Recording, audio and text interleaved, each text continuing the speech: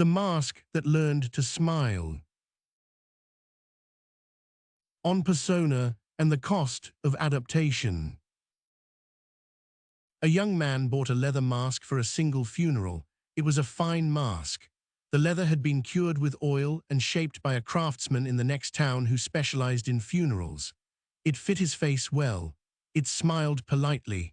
It had been priced for a single occasion, and the young man had thought, walking home with it wrapped in brown paper, that he would wear it once, behave appropriately, and put it back in its box. At the funeral, no one could tell whether the young man was weeping or composed, because the mask did the appropriate thing on his behalf. People he had not seen in years came to him and pressed his hands. He felt their condolences land on the leather. The leather absorbed them. He did not, in any deep place of himself, feel anything at all. He found this, to his own surprise, restful. He went home and meant to put the mask back in its box. He wore it to dinner instead. His wife found him easier to live with that evening. She had been used to a husband who arrived from work with a tight jaw and a head full of complaints. The mask had no complaints. It smiled. It listened. It did not argue with her about the salt in the soup. She kissed it good night. He wore it the next morning to work. His employer, who had been wary of him for years, took him aside in the corridor and said, "I have been wrong about you." Within the month, he had been promoted. He learned in the second month that the mask conducted business in a way he had never been able to. It nodded when a powerful man spoke. It smiled when an unhappy junior wept. It was promoted again in the seventh month to a position that paid for a larger house. He wore it to bed. His children stopped asking him difficult questions. They had been afraid of him before. They were not afraid of the mask. They told it about their days. The mask smiled and patted their heads with hands that were still, in some sense, his own. He could not, after the second year, remember the last difficult question they had asked him. He told himself this was the work of being a good father. He wore it for 30 years. One morning, in front of the bathroom mirror, he tried to take the mask off. He had not in 30 years attempted this. He had not known he had wanted to until that morning. He had been shaving, the mask had a small slit at the chin for shaving, and he had looked at his own eyes in the mirror, and the eyes had asked him a question he could not at first formulate. He had put down the razor. He had set his fingers under the edge of the mask. He had pulled.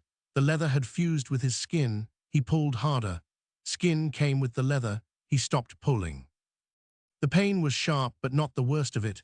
The worst of it was that he could feel beneath the mask no separate face. There was the back of the mask fitted closely. There was, beneath that, what felt like more mask. He pulled gently at his own cheek. The cheek did not move independently. He looked at the mirror. "What have you done to me?" said the man. "Nothing," said the mirror. "You did everything yourself. I only watched. The leather and your face are the same color now. They have been growing into each other since the first dinner. I tried, in the early years, to show you. You did not look at me.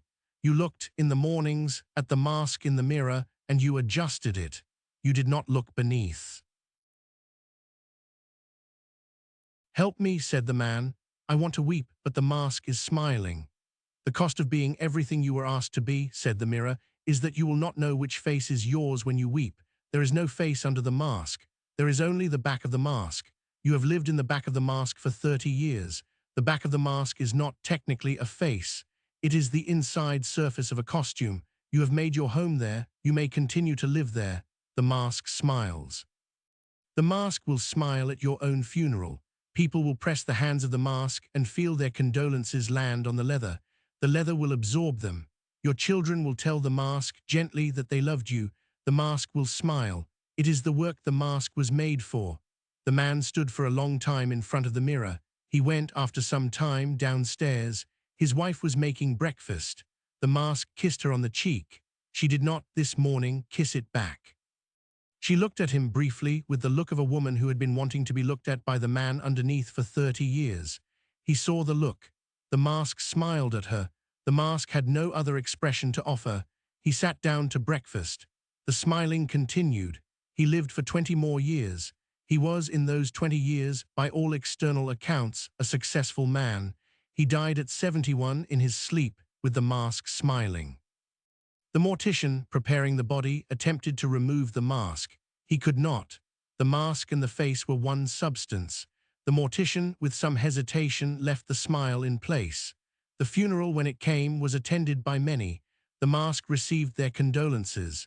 The leather, which was very old by then, absorbed them. The mask was buried with the man who had once, briefly, in his 20s, bought it for a single funeral.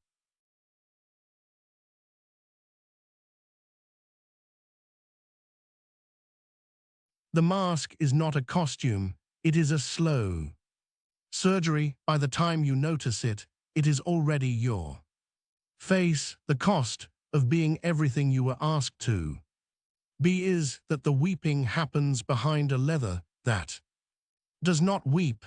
The work, if you are very lucky, is to begin to pull at the edge while it is still possible. Most do not. Most are buried smiling.